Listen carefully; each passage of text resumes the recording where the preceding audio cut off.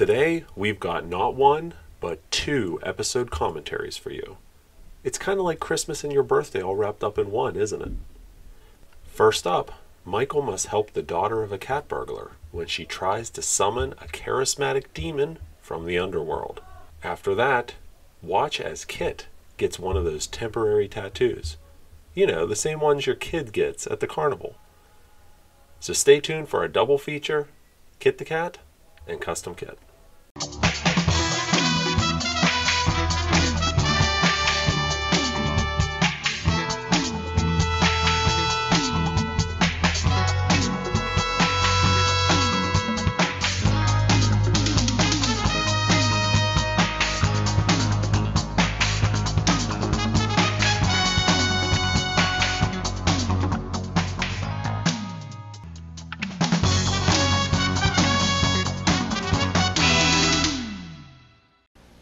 Sunday on Knight Rider. Is Kit jumping to conclusions, or is Michael in love with a pretty cat burglar? Be there to find out. I'll be there. Wouldn't miss it for the world. Sunday. Sunday. Is it a bird? Is it a plane? As Kit leaps tall buildings in a single bound to save Michael and a lovely accused cat burglar. High stakes and high adventure on Knight Rider. Production 57824, Kit the Cat. This episode had the working title of An Attractive Nuisance. It was written by Janice Hendler and directed by Jeffrey Hayden.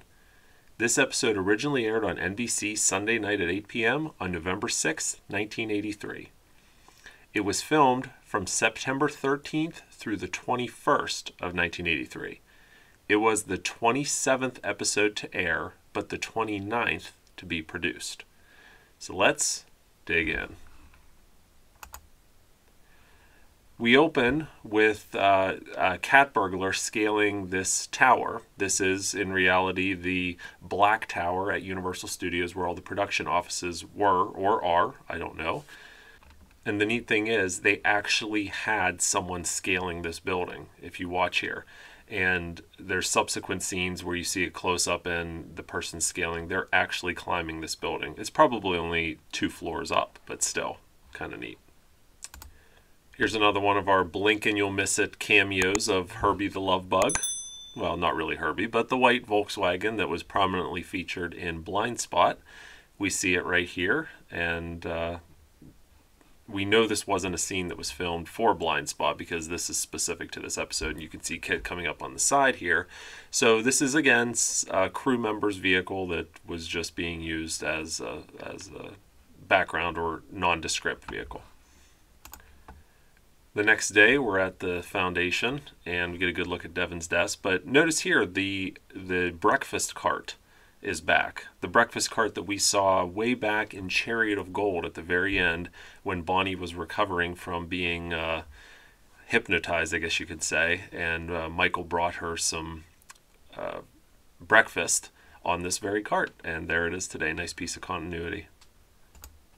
Griffin the butler is meeting this nondescript man to do a deal here.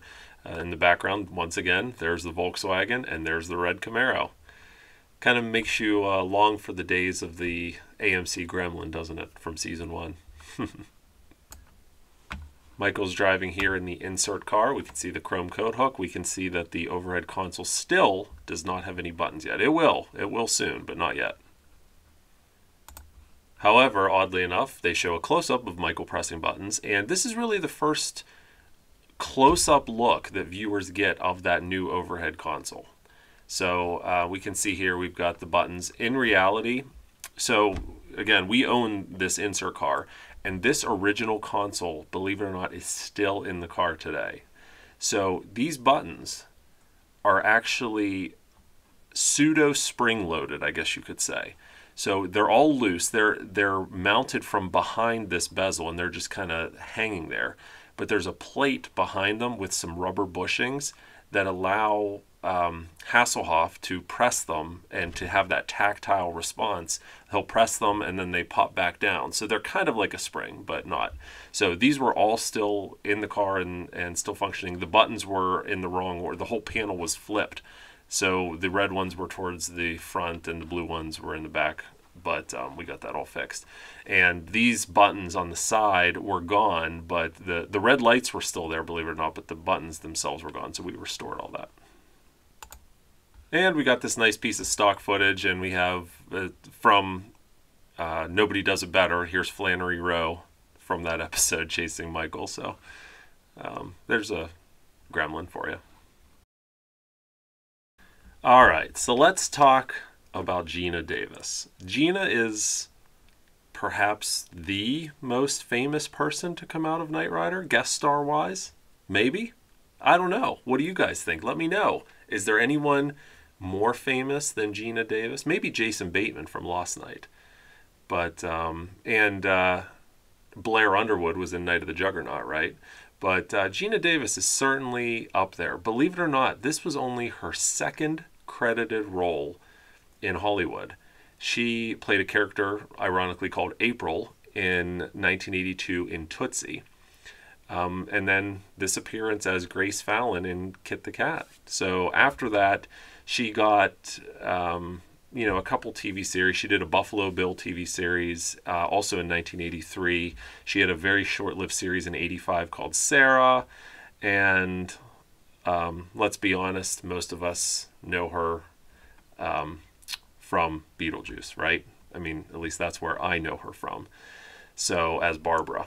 But, yeah, Geena Davis in an extremely early role here. She was on Jimmy Kimmel a couple years ago and reminisced, I guess you could say, about her time on here. So let's take a look. So you've done many television shows. Some of the classic shows of the '80s you had parts on. Why, yes, in fact. Well, what are some of the shows you've been on? Oh, God. I did Fantasy Island. Excellent. Riptide. Beautiful. Remington Steele. Oh, that's so good. Yes. Thank you. I mean, this is all I did is sat there and watched these shows as a kid. Right. Yeah. Knight Rider. Well, I'm glad you brought up Knight Rider because we did unearth and I know this is one of those things that people do on talk shows from time to time, but this clip cannot be topped. God. Yeah, let's take a look at it together. You got shot. I got shot. Where your husband, the Dodger, could have come in. Wow. And, of course, we have the return of Jack Starrett. Here he plays Lieutenant George Barth. But he had previously appeared in Season 1 in the Topaz Connection. And he makes a third appearance as the sheriff in Sky Knight that tries to illegally ticket Kit. But I'd argue this, he was a bad guy in the first two and then a law enforcement officer in the third one. Not sure which role between Topaz Connection and this one. I'm not sure which one he played the bad guy better, but yeah, Jack Starrett, very popular at the time character actor. Unfortunately, no longer with us. We're back at Universal Studios. Here's that same black tower that we talked about at the beginning, and Kit's pulling in, and there's the red Camaro once again. So you can see we moved to the inside shot. This is not the insert car. This is the hero car. We know that because obviously the buttons are up here. That's, it's such a tight shot you can't really distinguish it from anyone else, any other car at this point. But this is the hero car. Notice how it's missing one of the yellow buttons right here. That would be a common problem. We'll see these buttons fall off quite a few times. This whole scene where Michael tries to find Grace, finds her at the tennis court. This is at Griffith Park in Los Angeles. The Griffith Park tennis courts, all still there today, I believe. I think this area might have changed a little bit, but still there. And I had to point this out because I just love, I love his facial expressions here, riding on the hero car's hood. There's another one.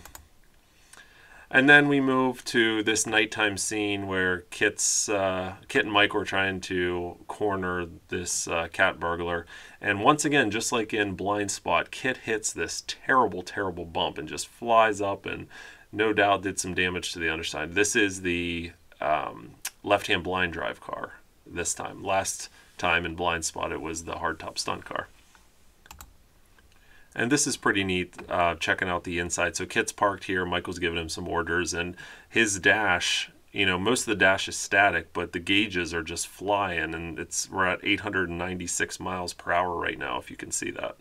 So I'm pretty sure those were just set to randomly count up or count down. And sorry, Michael's backing out. There's the red Camaro again. Hopefully you're not tired of the red Camaro. Should that be put on a shirt? I feel like we should have the Gremlin, the White Wire, the red Camaro, and Herbie all on a shirt. I don't know. What do you think? And look at that. There's Herbie right there. And yes, I realize I'm calling it Herbie, and it's not really a screen-used Herbie car, but that's okay. Go with it. Nice little fake acting here. We've got, obviously, this fake swan tree, and when he cuts it off, you can actually see the wire that was holding the top part on and the base here. So, again, just acting. Just pretend no swans were hurt in the making of this episode. Great shot here as Kit's coming in for a turbo boost landing. We can see here that we've got, that's not Jack Starrett. That might be Hasselhoff. I think that is Hasselhoff, but that's not Jack Starrett. That's a stunt double. So see what that tells you? That tells you that Jack Starrett, he couldn't be risked during a stunt, but Hasselhoff, he was disposable, right? And here's a little blooper for you. So right after he gets, George Barth gets thrown into the lake by Michael, he first emerges, looks like this. He's soaked literally head to toe, and the coat's hanging off the side. And then it cuts to Michael. When it cuts back, the jacket's on, and now it's dry on top. So and his hair's probably, yeah, his hair's over this way here, and then down here. So I'm sure they had to go back and film pickup scenes, which I'm sure Jack just loved, getting back in the lake, but that's the reason why there's that continuity error there. Once again, another famous scene from the opening intro. This takes place during the party with Molly Frederick's party, right before they catch the cat burglar. By the way, during this scene, April and Devin are there as well, and they're all dressed to the hilt. And Rebecca Holden told us at the time, she fondly remembered this scene because she said, pretending to be Devin's fiancé was hilarious. We had such a ball with it. And of course, that episode was exciting for another reason as well. April got to dress up. She was known for her mechanic's jumpsuit, so it was terrific to get to put my hair up and wear a sparkly dress. The humor and the teasing was one of the things that made the show special. Beyond all the action and technical gadgets, the show was really about the camaraderie, the humor, and the friendships.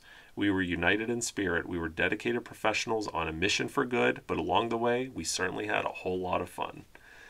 I'm pretty sure I couldn't have said it better myself. Mostly because I wasn't on the set. I was 2 years old. We've got this great miniature shot from Sessoms and Slagle, which are now fully embedded in Season 2. You can't go a single episode in Season 2 without seeing some miniature work, but that's what this is. And I always thought this was interesting. This building in the background looks exactly like the, the Sheraton Gateway Hotel, the one used in the pilot, used in the Topaz Connection, used in Goliath Returns. But of course it's not. It's just a miniature version that made it look like it was. And more miniature work done on a separate take, and we see bullets bouncing off of the bottom of Kit. Kit strangely just has this blank cover on his body, on the underside, and there's no detail work on it like we see, in some of the other scenes. So, and today you get a special bonus episode. Sunday, Kit's in flames. Show off. But he's customized to crack a gang of classic car crooks. You ain't seen nothing yet. Knight Rider, Sunday. Production 57821, Custom Kit. This episode was written by William Schmidt and Robert Specht. It was directed by George Fenady. This episode originally aired on NBC Sunday night at 8 p.m., November 13th, 1983. It was filmed from September 27th through October 5th, 1983. It was the 28th episode to film, but the 30th episode to air. Let's get started.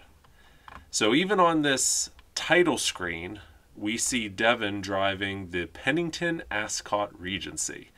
In reality, the Pennington Ascot Regency is a 1979 Duesenberg 2SJ replica.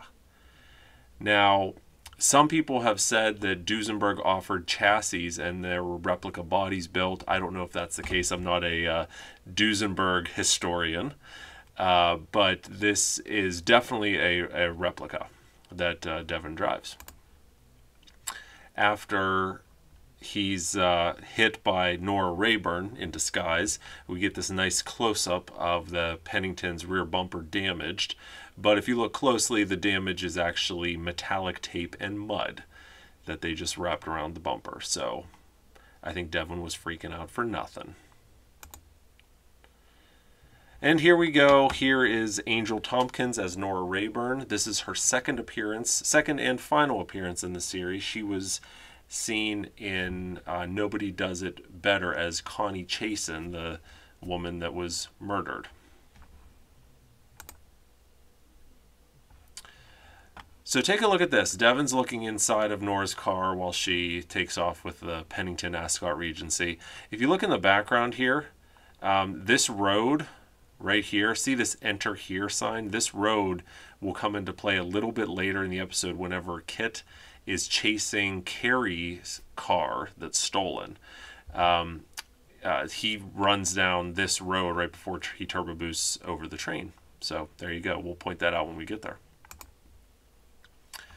Now we move to Michael inside of Kit, obviously, the insert car. We see we still do not have any buttons on the overhead console for the insert car. But this is also one of the rare times that Michael does not wear his leather jacket. He's wearing a jean jacket, which goes with his jean shirt and his, well, jeans. So different look there. Looks pretty good, but his leather jacket will be back here shortly. And we get a nice shot of the semi. This is a scene actually from Night Moves, and if you look on the inside, we see Michael in the passenger seat, and we see what's her name, Terry the Tiger, driving. So this is a scene right from Night Moves. So then we pull inside of the semi, and I think this is, if I'm not mistaken, one of the first times in season 2 that we see this back wall of the semi. Up until this point, I don't think we've seen too much of this angle of the semi, but now we see the back wall with the schematics and this blinky light piece, which is also from Modern Props, which we've covered in past episodes. But also notice this. So if you think about the semi, there's actually a whole wall unit on this side made out of wood, and the computer sits in that wall unit. But take a look at this. Because they removed that wall for filming, we have April just sitting in a chair, and this computer is just sitting on a little table. And there's no wall unit around it. You know, in reality, you wouldn't see the back or the sides of this because it sits in a little alcove in the wall unit. But here it is sitting out there. We then approach the Barton Springs Custom Classic Car Show. In reality, this is a parking lot at Universal Studios, the Barham parking lot, and this is the exact same parking lot where they will film the Circus Major from Circus Nights in season 3.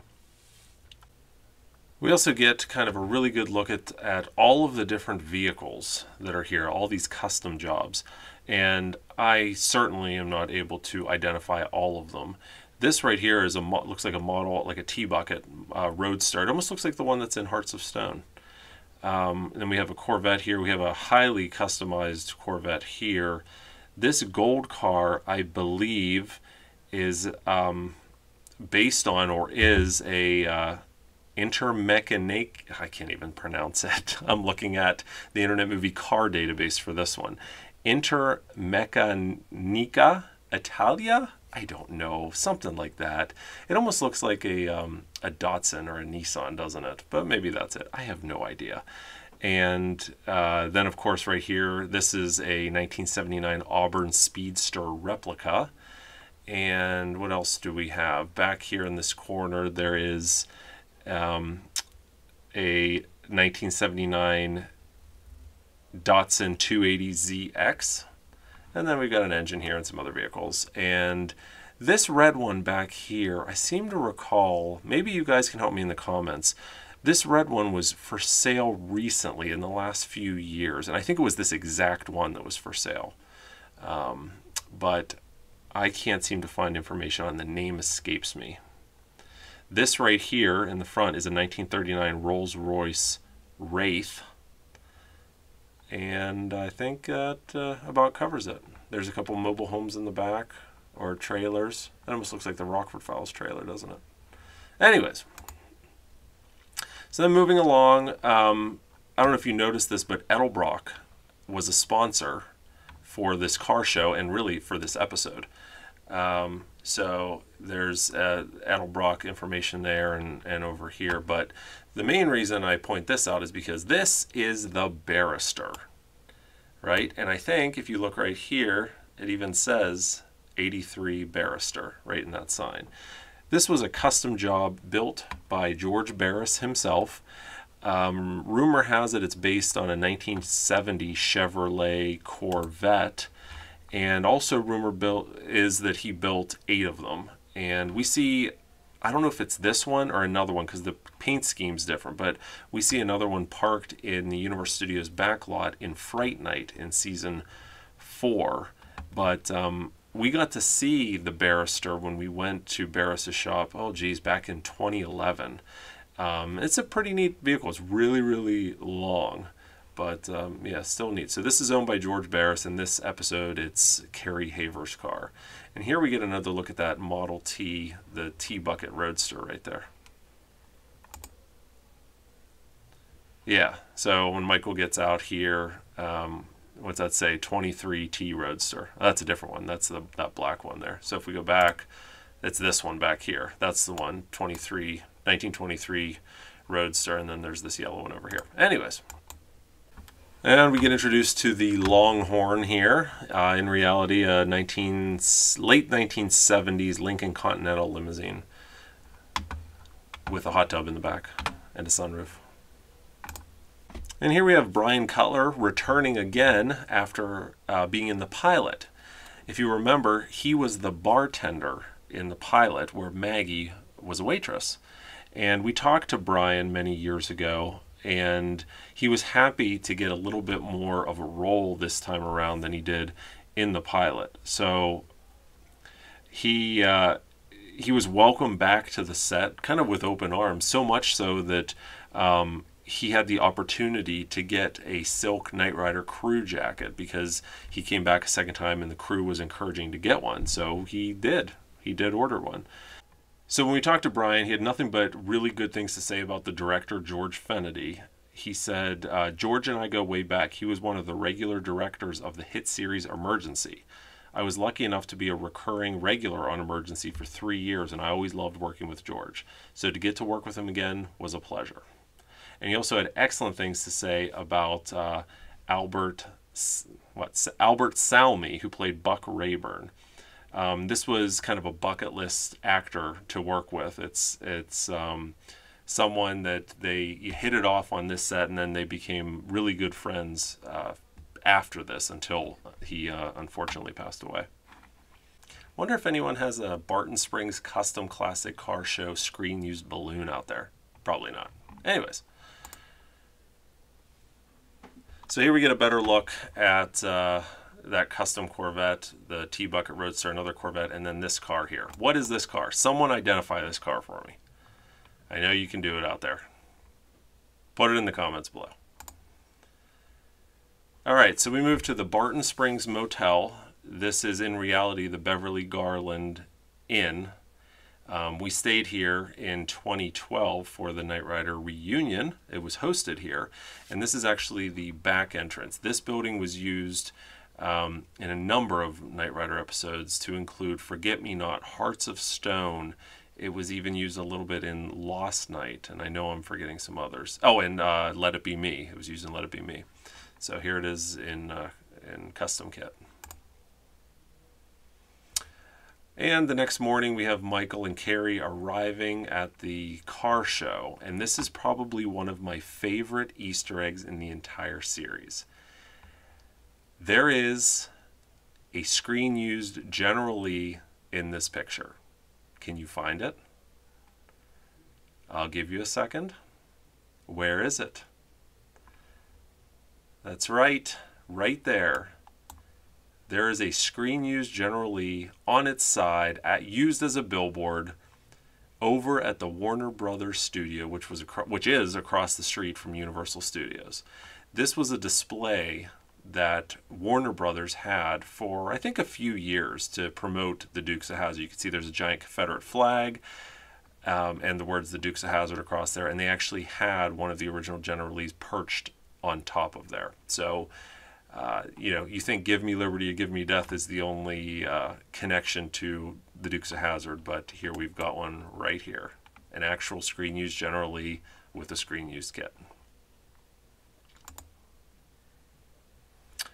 And after Carrie's car is snatched, Michael goes after it. And during the scene right before they go to commercial, if you look off to the right here, you see this black Trans Am? This is David Hasselhoff's personal 1983 Recaro Trans Am. He received 2 '83 Recaro Trans Ams for his work that he did to promote Pontiac by going to car shows and whatnot. He got one, and Catherine Hickland got one. This is his. He took it to the set almost every day. We don't know what happened to either one of these cars. They're probably still out there. If you know, let us know. Drop us a line. We'd love to track them and learn their history. All right, and here's the scene I was talking about earlier. You know, the Pennington was stolen right down here, and then later in the scene here we see Kit driving down that same road, and this awesome "Enter Here" sign is kind of the giveaway. Nice shot. We are back to the red pursuit light. It's not the end of the white pursuit light because of the filming order, but we're back to the red pursuit, which I think looks much better. And once again, we've got Jack Sessoms and Pete Slagle's miniatures at work here. This is one of their trains. Jack Sessoms was known for his miniature model railroads. And we look here and we see SSJR. I'm trying to figure out what those, it might be Sessoms and Slagle, maybe Jack Sessoms, I don't know. Oh, you know what? I bet you that's a B. Look at that. That's probably Jack and Bev, his wife. And Sessoms and Slagle, Jack and Bev. That's probably not an R. It's probably a B, just covered up. So there you go. And then we move and we get a better look at this this Datsun. And if you look here, it says Kaminari. And these Kaminari, I believe, if I'm not mistaken, were body kits for these Datsuns back in the day. So this looks like they were set up to promote those. And we have Michael inside of Kit getting ready to put the lock of hair in Kit's analyzer. And, you know, I swore to you guys at the end of season 1 we were done with the white wire. But I forgot how much we see it in season 2. Here's the white wire. I think I need to put this on a t-shirt. I'm just not sure what the design should be. Do you guys want the white wire on a t-shirt? Would you wear it? Would anyone notice it or care what it was? Should I just put a spool of white wire? I don't know. Let me know. Give me some ideas. Maybe we can do some white wire merch. I don't know. Anyways. All right, and then we see the chemical analyzers are coming out. This is the insert dash on the stage. And we can see that they put this black piece, they just screwed it into the dash here, and underneath it almost looks like wood that's painted black. So it was very crude, but effective. And here's the left-hand blind drive car. And one thing to note, so do you see these tabs at the bottom, right here and here? So beginning in this episode, and lasting throughout the entire series, on certain Knight Rider cars, you will see tabs welded to the bottom, just like this. You don't see this front one as much, but this back tab for sure. These were welded onto certain Knight Rider cars for this episode, for the scenes where Kit is a custom vehicle, where they put the chrome exhaust pipes on the side. They welded tabs to the car to mount those. And when they finished this episode, they obviously removed the chrome pieces, but they left the tabs.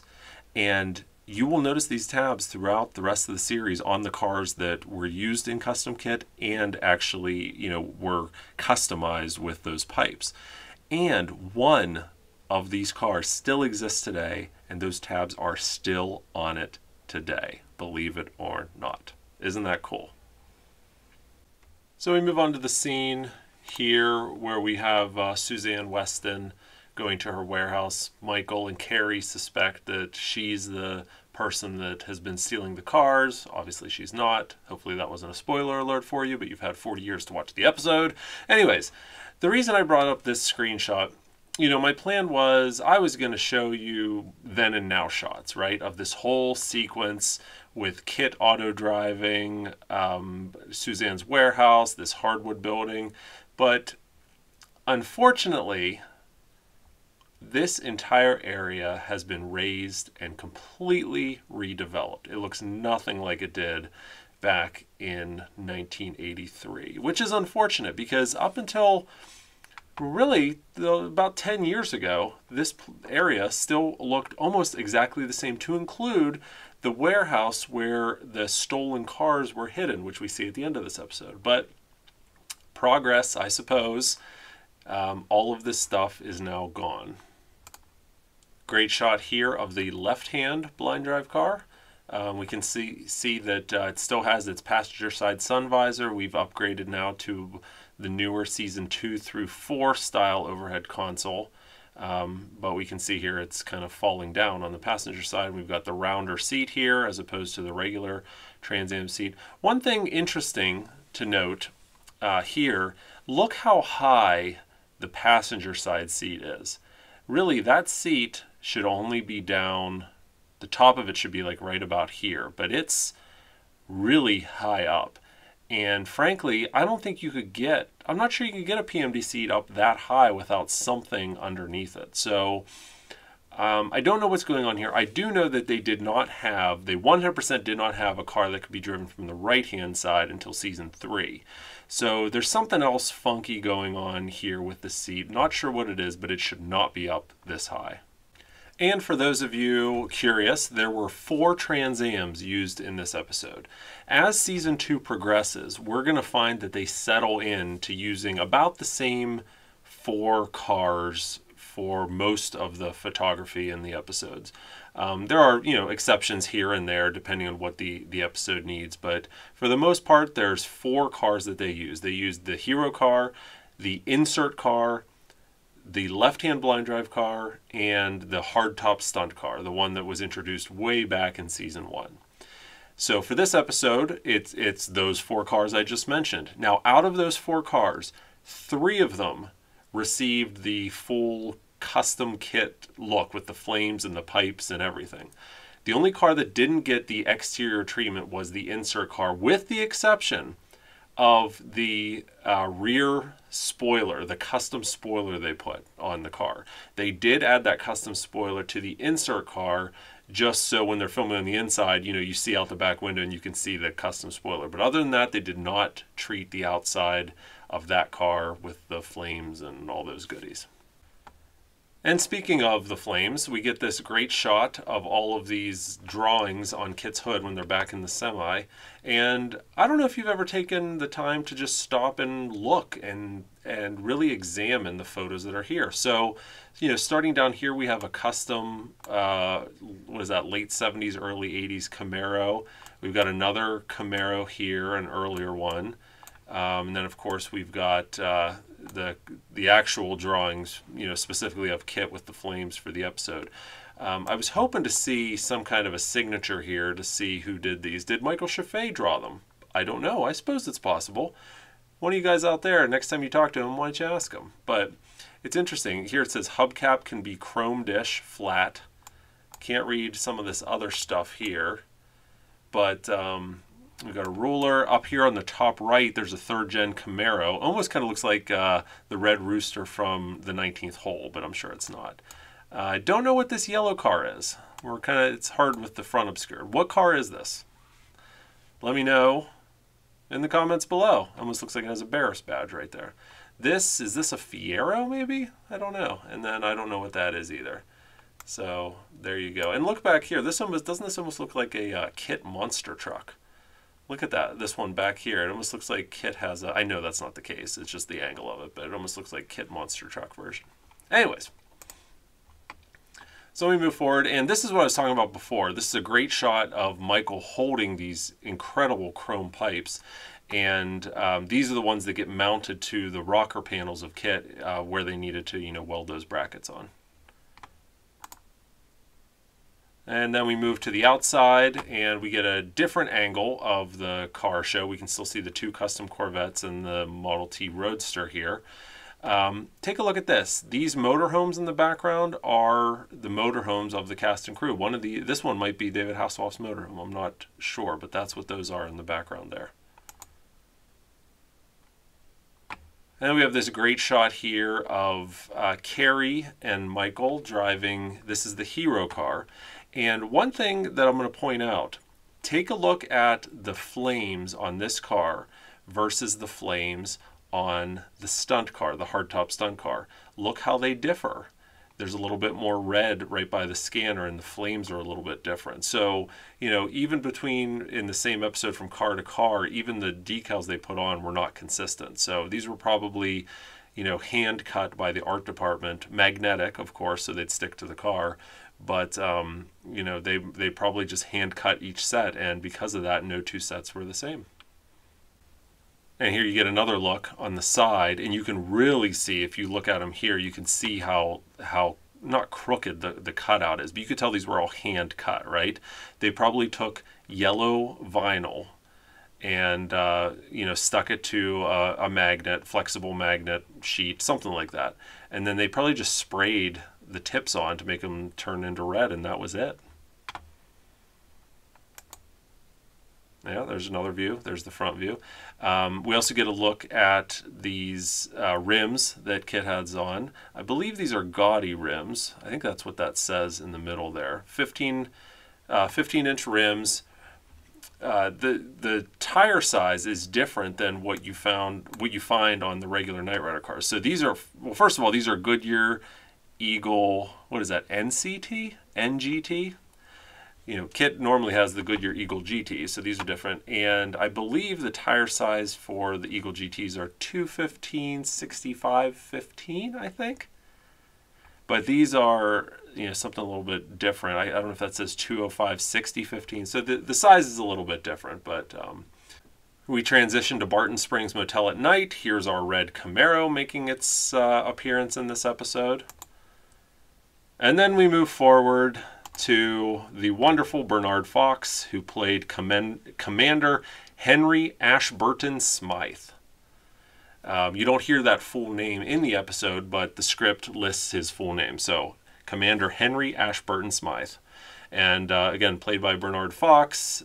For me, specifically growing up, and for a lot of you, he was known as Dr. Bombay from the 60s and 70s show Bewitched. But here he is in Knight Rider for his one and only appearance. And then we move to Leroy and Hector trying to steal KITT, and KITT decides to give him a bone and pop the door open. Couple interesting things here that you might just be able to see. So this right here is the factory headlight switch for the Trans Am. Normally it would be located up here behind the dash, but they actually rerouted it down here for the Knight Rider dash. And underneath here, it's hard to see. You see a round silver knob. This is actually the scanner controller for this car.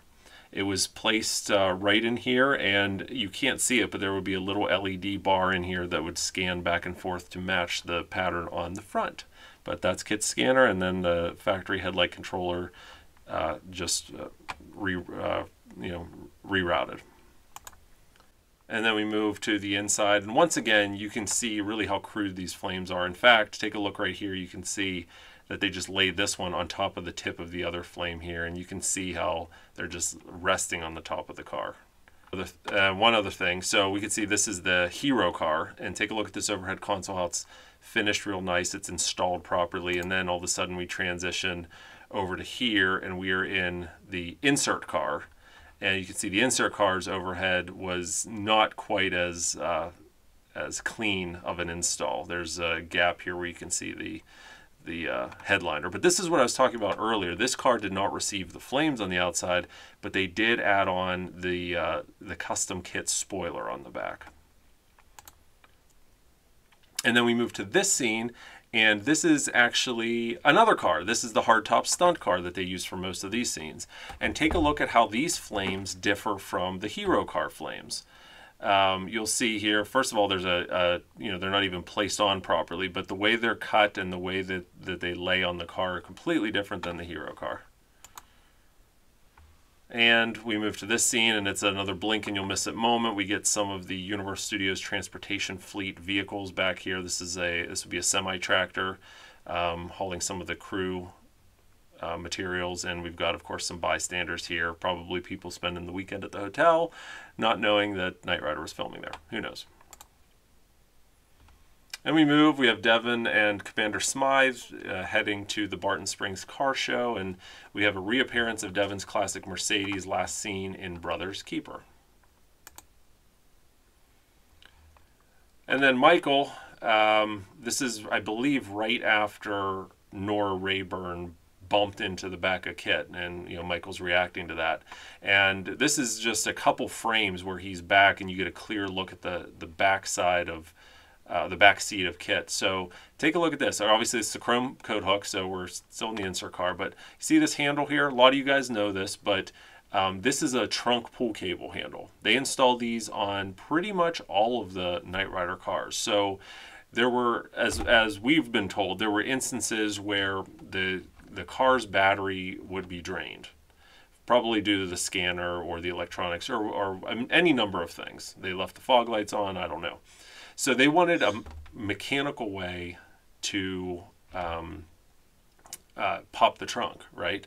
And also they needed a way to pop the trunk when, no one's supposed to be in Kit, or when Kit's driving down the road and they pop the trunk. So someone would hide back here and they would pull on this handle and it would pop the trunk. So that's what that is right there. And then we see Kit driving by. You get just the edge of one of the camera trucks here with a nice little cup protecting the top of the metal bar so no one gets hurt. Wasn't that nice?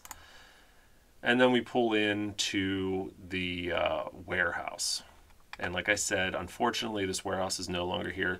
All of these scenes that I'm talking about are right around Chandler and Vineland in North Hollywood. But like I said, this is all changed. There's like a Big Lots here now, and there's I think this is a softball field, and there's a Big Lots across the street now, something like that. I don't know.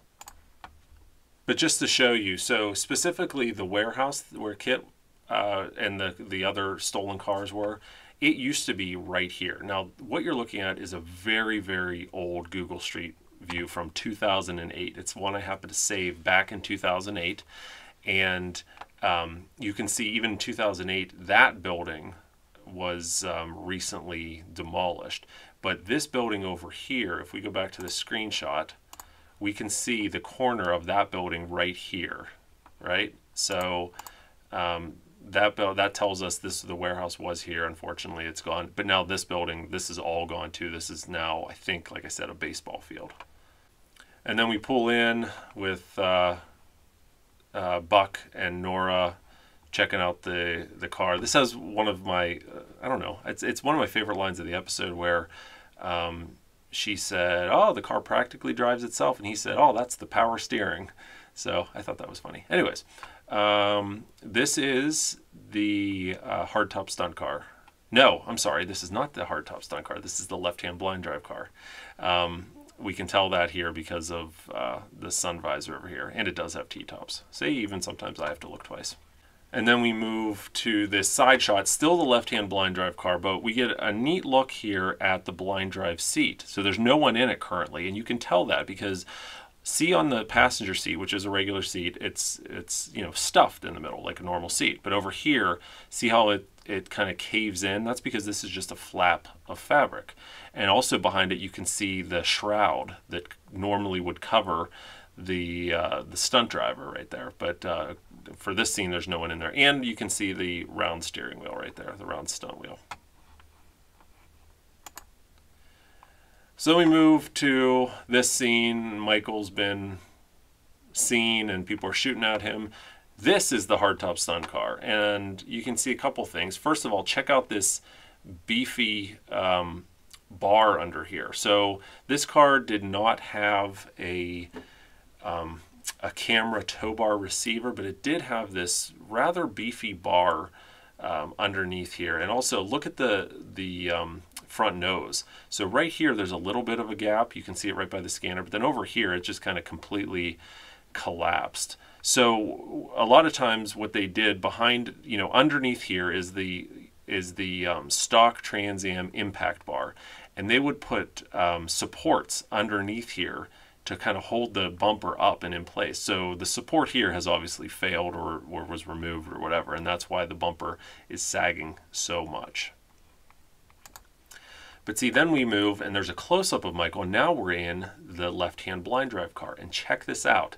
You can actually see the face of the driver right there. You see it? There's his nose right there. That's his mouth, eyes right about there.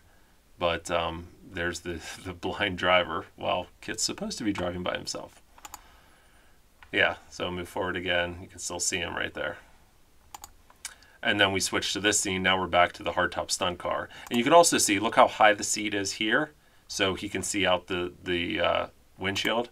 But then over here, whenever it switches back to this close-up, this angle, we're back to the hardtop stunt car, and there's obviously no one in the seat because it's a regular PMD seat. And we have fake Michael and fake, was that Dobie fighting? I always like that. Clearly not Hasselhoff. That's okay. And this is still the hardtop stunt car. We've got Buck Rayburn apprehended here, and like I was saying earlier, note how the flames are completely different than the hero car there. And Michael saves the day. The Pennington has been returned. Devin, of course, has to hide, so, Commander Smythe doesn't see the foil and dirt covering the bumper. Oh no. But we get a nice shot here in the background of a third-gen Camaro. Always like to point those out whenever we see them. And then we move over to here. This is the hero car, and what's interesting is while Michael's talking, Kit's scanner starts scanning just all of a sudden. And so clearly there's someone hiding in the car ready to flip that switch on that box I showed you earlier. So there's someone hiding in here that just decided to turn the scanner on during the conversation. Maybe they forgot to turn it on before they started filming. I don't know. And then we have the final scene. Kit takes off, and I like this because Edward Mulhare is still, playing his role right over here. You're focused on Kit driving off, but you don't see, Edward is still over here pretending to be hiding the bumper defect, which I think actually was over on this left side, was it not, at the beginning of the episode? But anyways, I thought that was a neat little detail.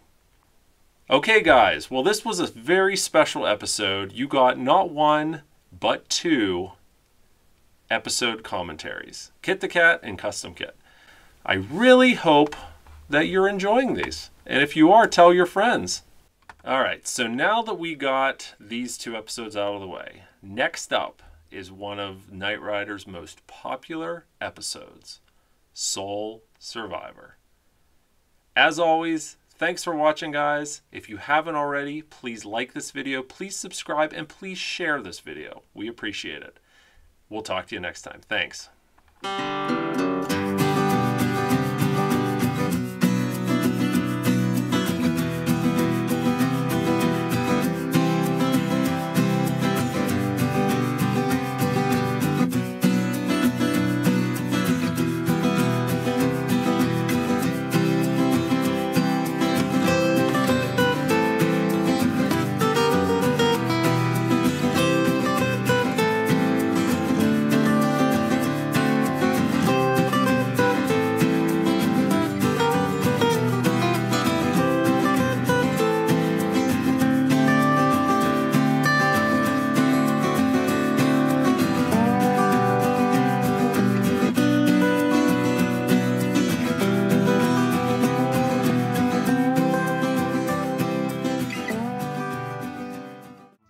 And now, while we listen to Joe's selection of Knight Rider music that we received directly from Don Peake himself, we'd like to thank these Patreon supporters.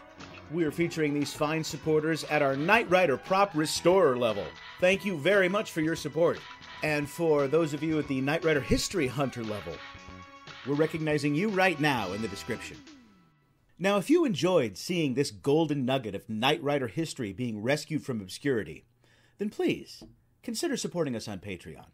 Your support would empower us to bring you even more of these historical nuggets. We are the Knight Rider Historians. Till next time, take care, everybody. Bye-bye.